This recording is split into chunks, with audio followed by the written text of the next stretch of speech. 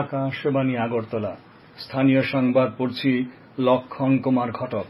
এখনকার বিশেষ বিশেষ খবর হল, অরুণাচল প্রদেশ বিধানসভা নির্বাচনে বিজেপি এবং সিকিমে ক্ষমতাসীন সিকিম ক্রান্তিকারী মোর্চা জয় পেল। সারা দেশের সঙ্গে ত্রিপুরাতেও ভোট গণনার প্রস্তুতি জোর কদমে। গুয়াহাটি থেকে ত্রিপুরা ও কাছাড়ে খাদ্যদ্রব্য বোঝাই এবং পেট্রো পণ্যের রেল রেক চলাচল পুনরায় শুরু। রাজ্য ক্রিকেট সংস্থা আয়োজিত সদরের আন্তঃস্কুল মেয়েদের টি-20 ক্রিকেট প্রতিযোগিতার সূচনা। অরুণাচল প্রদেশ বিধানসভা নির্বাচনে বিজেপি পুনরায় ক্ষমতাসীন হল। সিকিমে জয় পেল ক্ষমতাসীন সিকিম ক্রান্তিকারী মোর্চা। এই দুই রাজ্যের বিধানসভা নির্বাচনের ভোট গণনা আজ অনুষ্ঠিত হয়। গত 19 এপ্রিল লোকসভা নির্বাচনের প্রথম পর্যায়ে অরুণাচল প্রদেশের 60 আসনে এবং সিকিমের 32টি বিধানসভা আসনে ভোট হয়েছিল। অরুণাচল প্রদেশে বিজেপি আগেই 10টি আসনে বিনা প্রতিদ্বন্দ্বিতা জয়লাভ করেছিল। বাকি 50টি আসনের মধ্যে বিজেপি পেয়েছে 36টি আসন। ন্যাশনাল পিপলস পার্টি 5টি আসন, এনসিপি ও নির্দল 3টি করে আসনে জয়লাভ করে। জাতীয় কংগ্রেস পেয়েছে 1টি আসন এবং people's party of Arunachal Pradesh পেয়েছে 2টি আসন। অন্যদিকে সিকিমে 32টি আসনের মধ্যে 31টি আসন পেয়েছে সিকিম ক্রান্তিকারী মোর্চা। বাকি 1টি আসন পেয়েছে সিকিম ডেমোক্রেটিক ফ্রন্ট। চলতি লোকসভা নির্বাচনের ভোট গণনা আগামী মঙ্গলবার সকাল 8টা থেকে শুরু হবে। একই সঙ্গে অন্ধ্রপ্রদেশ ও উড়িষ্যা বিধানসভা সহ কয়েকটি উপনির্বাচনের ভোট গণনা হবে। মুখ্য নির্বাচন কমিশনার রাজীব কুমার আজ সব রাজ্যের মুখ্য নির্বাচনী আধিকারিক এবং রিটার্নিং অফিসারদের সঙ্গে বৈঠক করে ভোট গণনার প্রস্তুতির পর্যালোচনা করেন। নির্বাচন কমিশন জানিয়েছে, কমিশনের ওয়েবসাইট results.eci.gov.in এ গণনার প্রবণতা ও ফলাফল পাওয়া যাবে।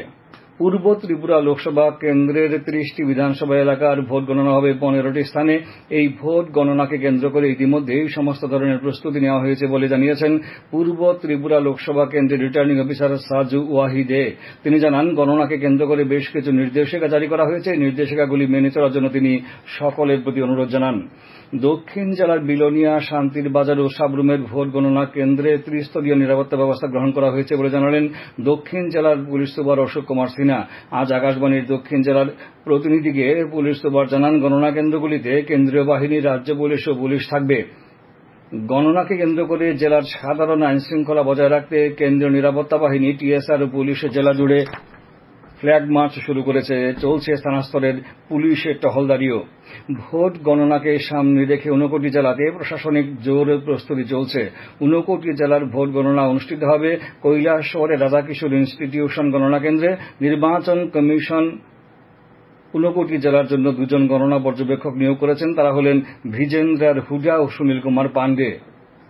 ভোট গণনা এবং শহরে শান্তির পরিবেশ বজায় রাখার জন্য আজ দুপুরে জেলা পুলিশ ও প্রশাসনের উদ্যোগে খোয়াই শহরে ফ্ল্যাগ মার্চ অনুষ্ঠিত হয়।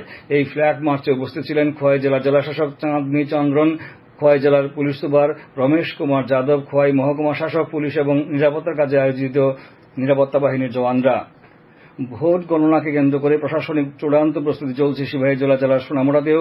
সোনামুড়া দ্বাদশ শ্রেণী বালিকা বিদ্যালয়ে ভোট গণনা করা হবে। সোনামুড়া মহকুমার 4টি বিধানসভা ক্ষেত্রের এই গণনা হবে 4টি কাউন্টিং হলে। সিপাহীজলা জেলার অতিরিক্ত জেলাশাসক জয়ন্ত দে জানিয়েছেন, প্রতিটি বিধানসভা ক্ষেত্রের গণনার জন্যই থাকবে 10টি করে টেবিল। গণনাকে কেন্দ্র করে থাকবে ত্রিস্তরীয় নিরাপত্তা ব্যবস্থা। ভোট গণনা প্রক্রিয়া সুষ্ঠুভাবে সম্পন্ন করার লক্ষ্যে সব রকম প্রস্তুতি নেওয়া হয়েছে বলে জানিয়েছেন সিপাহীজলা জেলার অতিরিক্ত জেলাশাসক। আগামী মঙ্গলবার লোকসভা নির্বাচনের ভোট গণনার ফলাফল সংক্রান্ত বিশেষ নির্বাচনী সংবাদ আকাশবাণী আগরতলা কেন্দ্র থেকে প্রচারিত হবে। ওই দিন সকাল 9টা থেকে রাত 9টা 5 মিনিট পর্যন্ত প্রতি ঘণ্টায় বাংলা ও ককবরকে এই বিশেষ বুলেটিন প্রচারিত হবে। এছাড়াও বিশেষ নির্বাচনী ফলাফলের উপর বিশেষ আলোচনা অনুষ্ঠিত হবে দুপুর 12টা 5 মিনিটে এবং রাত 8টা 15 মিনিটে।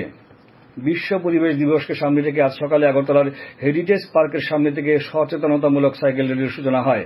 এই র্যালির সূচনা করেন মুখ্য সচিব জে.কে. সিনহা। উপস্থিত ছিলেন পলিউশন কন্ট্রোল বোর্ডের সচিব ডক্টর শশী কুমার সহ বিভিন্ন দপ্তরের উচ্চপদস্থ আধিকারিকরা। ত্রিপুরা স্টেট পলিউশন কন্ট্রোল বোর্ডের উদ্যোগে আয়োজিত এই সাইকেল র্যালির থিম ছিল এককালীন প্লাস্টিক দূরীকরণ। সাইক্লোথন সংস্থা ওই সাইকেল র্যালিতে অংশগ্রহণ করে। র্যালিটি আগরতলা শহরের বিভিন্ন পথ পরিক্রমা করে। বিজেপির উদ্যোগে 8 টাউন বর্দোয়ালি বিধানসভা এলাকার 2024 সালের মাধ্যমিক উচ্চ মাধ্যমিকে 60% উপর নম্বর পাওয়া কৃতী ছাত্রছাত্রীদের আজ সংবর্ধনা প্রদান করা হয়। আগরতলা টাউন হলে আয়োজিত অনুষ্ঠানে মুখ্যমন্ত্রীর অধ্যাপক ডাক্তার মানিক সাহা বলেন, পড়াশোনার পাশাপাশি ছাত্রছাত্রীদের কৃষ্টি, সংস্কৃতি, হাতের কাজ ইত্যাদিতেও পারদর্শী হতে হবে। কৃতীদের উদ্দেশ্যে মুখ্যমন্ত্রী বলেন, দেশের পাশাপাশি রাজ্যের জন্য কিছু করার মানসিকতা গড়ে তুলতে হবে, সমাজের উন্নতির দায়িত্ব নিজেদের নিতে হবে বলেও জানান মুখ্যমন্ত্রী। এছাড়াও অনুষ্ঠানে উপস্থিত ছিলেন আগরতলার মেয়র দীপক মজুমদার সহ বিজেপির অন্যান্য নেতৃবৃন্দ। ঘূর্ণিঝড় রেমালের প্রভাবে প্রবল বৃষ্টির জন্য কয়েকদিন বন্ধ থাকার পর গতকাল থেকে আগরতলা লামডিং ট্রেন চলাচল শুরু হয়েছে। এনএফ রেলওয়ের লামডিং ডিভিশনের ডিআরএম প্রেম কুমার আকাশবাণীর প্রতিনিধিকে জানিয়েছেন, আগরতলা শিলচর থেকে দূরপাল্লার ট্রেন চলাচল শুরু হয়েছে। গতকাল আগরতলা থেকে SMVT Bengaluru Humsafar express train রওনা হয়েছে। গুয়াহাটি থেকে ত্রিপুরা ও কাছাড়ে চিনি সহ খাদ্যদ্রব্য বোঝাই রেল রেক, পেট্রোল পণ্যের রেল রেক পাঠানো হয়েছে বলে তিনি জানান এই রুটে স্বাভাবিকভাবেই ট্রেন চলাচল করছে। খবর প্রচারিত হচ্ছে আকাশবাণী আগরতলা কেন্দ্র থেকে। প্রধানমন্ত্রী নরেন্দ্র মোদী আজ নতুন দিল্লিতে 7টি বিষয়ের উপর উচ্চ পর্যায়ের বৈঠকে সভাপতিত্ব করেন। একটি বৈঠকে ঘূর্ণিঝড় রেমাল পরবর্তী অবস্থা নিয়ে পর্যালোচনা করেন। ভূমিধসের কারণে জনসাধারণের মৃত্যু, গৃহ সম্পত্তি ধ্বংসের বিষয়ে আলোচনা হয়। এছাড়া ত্রিপুরা সহ মিজোরাম, আসাম, মণিপুর, মেঘালয়ে বন্যা পরিস্থিতি নিয়ে আলোচনা হয়। জানানো হয়, রাজ্যগুলিতে প্রয়োজন অনুযায়ী জাতীয় বিপর্যয় মোকাবিলা বাহিনী মোতায়েন করা হয়েছে। প্রধানমন্ত্রী শ্রী মোদী বলেন, ঘূর্ণিঝড়ে প্রভাবিত রাজ্যগুলিকে কেন্দ্রীয় সরকার সব ধরনের সাহায্য করবে। অন্য একটি বৈঠকে প্রধানমন্ত্রী নরেন্দ্র মোদী দেশ জুড়ে তাপপ্রবাহ নিয়ে পর্যালোচনা করেন। আবহাওয়া দপ্তরের বার্তা সহ রাজস্থান, গুজরাট, মধ্যপ্রদেশে চলতি তাপপ্রবাহের বিষয়ে প্রধানমন্ত্রীকে অবহিত করা হয়। বিশ্ব পরিবেশ দিবস উপলক্ষে ত্রিপুরা দূষণ নিয়ন্ত্রণ পর্ষদ আগামী 5 জুন নানা কর্মসূচির আয়োজন করবে। সচেতনতামূলক র্যালি, বর্ষিং আঁকড় প্রতিযোগিতা এবং পুরস্কার বিতরণ অনুষ্ঠানের আয়োজন করা হবে বলে জানিয়েছেন পর্ষদের সদস্য সচিব বিশু কর্মকার। তিনি জানান, ওই দিন দেবেন্দ্রনগর ডাম্পিং স্টেশনের আশপাশ এলাকায় বৃক্ষরোপণ করা হবে। তাছাড়া শহরের 5টি বয়েজ হোস্টেলে ডাস্টবিন প্রদান ও গাছের চারা বিতরণ করা হবে। ভারত রত্ন সংঘের উদ্যোগে আজ উষাবাজার সুখময় উচ্চতর মাধ্যমিক বিদ্যালয়ের মাধ্যমিক এবং উচ্চ মাধ্যমিক পরীক্ষা উত্তীর্ণ ছাত্রছাত্রীদের সংবর্ধনা জ্ঞাপন করা হয়। উপস্থিত ছিলেন বিজেপি রাজ্য সভাপতি রাজীব ভট্টাচার্য, প্রাক্তন বিধায়ক ডাক্তার দিলীপ কুমার দাস সহ অন্যান্যরা। অনুষ্ঠানে 4 জন করে মাধ্যমিক এবং উচ্চ মাধ্যমিক উত্তীর্ণ ছাত্রছাত্রী সহ মোট 10 জনকে সংবর্ধনা দেওয়া হয়। বিজেপি বনমালীপুর মণ্ডলের উদ্যোগে আজ কামারপুকুর বাড়ি রক্তদান শিবিরের আয়োজন করা হয়। এদিকে বুদ্ধ মন্দিরস্থিত শান্তিকামী সংঘ 6 আগরতলা রেল ক্লাব সেলের উদ্যোগেও রক্তদান শিবিরের আয়োজন করা হয়। শিবিরগুলিতে উপস্থিত ছিলেন আগরতলার মেয়র দীপক মজুমদার, বিজেপি রাজ্য সভাপতি রাজীব ভট্টাচার্য সহ অন্যান্যরা। জিরানিয়ায় সচিন্দ্রনগর কলোনিতে বিজেপির এসসি মোর্চার উদ্যোগে আজ রক্তদান শিবিরের আয়োজন করা হয়। খাদ্যমন্ত্রী সুশান্ত চৌধুরী এই শিবিরের উদ্বোধন করেন। ত্রিপুরা অটোরিকশা ওয়ার্কার্স ইউনিয়নের প্রতিষ্ঠা দিবস উপলক্ষে আগরতলার সিআইটিও অফিসে আজ রক্তদান শিবিরের আয়োজন করা হয়। শিবিরে রক্তদাতাদের উৎসাহিত করেন প্রাক্তন মুখ্যমন্ত্রী মানিক সরকার, সিটু রাজ্য সভাপতি মানিক দে সহ অন্যান্যরা। গবাদি পশুর বাতারোগ নির্মূলীকরণে বিশেষ টিকাকরণ কর্মসূচি চলছে 59 জেলাতে। জেলার নানা স্থানে শিবির বা বাড়ি বাড়ি গিয়ে প্রাণী সম্পদ বিকাশ দপ্তরের কর্মীরা বিনামূল্যে টিকাদান করছেন। 59 জেলাতে 52,000-এরও বেশি গবাদি পশু টিকাকরণের লক্ষ্যমাত্রা নেওয়া হয়েছে। এখনো পর্যন্ত 32,341টি টিকাকরণ করা হয়েছে। প্রাণী সম্পদ বিকাশ দপ্তরের সহ অধিকর্তা ডাক্তার সঞ্জয় অধিকারী জানান, চলতি জুন মাস পর্যন্ত বিশেষ টিকাদান কর্মসূচি চলবে। লোকনাথ ব্রহ্মচারী তিরোধান দিবস উপলক্ষে আজ আগরতলায় লোকনাথ আশ্রমের বিশেষ পূজার আয়োজন করা হয়।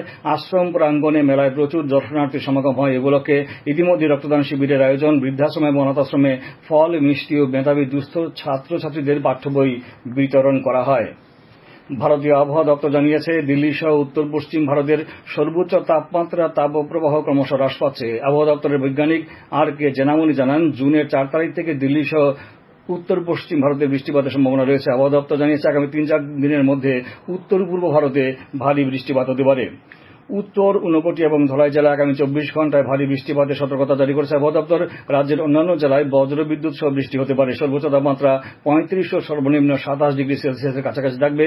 আজ দিনের সর্বোচ্চ তাপমাত্রা 37.2 এবং সর্বনিম্ন তাপমাত্রা ছিল 28.3 ডিগ্রি সেলসিয়াস।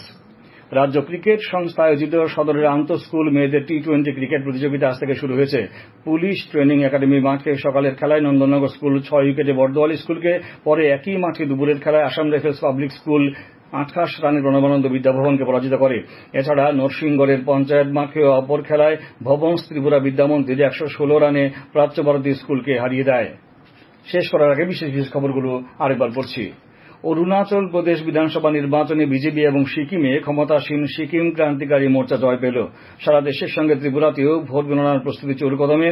গুয়াহাটি থেকে ত্রিপুরা ও কাছাড়ে খাদ্যদ্রব্য বোঝাই এবং পেট্রোপণ্যের রেল রেক চলাচল পুনরায় শুরু। রাজ্য ক্রিকেট সংস্থা আয়োজিত সদরের আন্তঃস্কুল মেয়েদের T20 ক্রিকেট প্রতিযোগিতার সূচনা। স্থানীয় সংবাদ আজকের মতো এখানেই শেষ হল।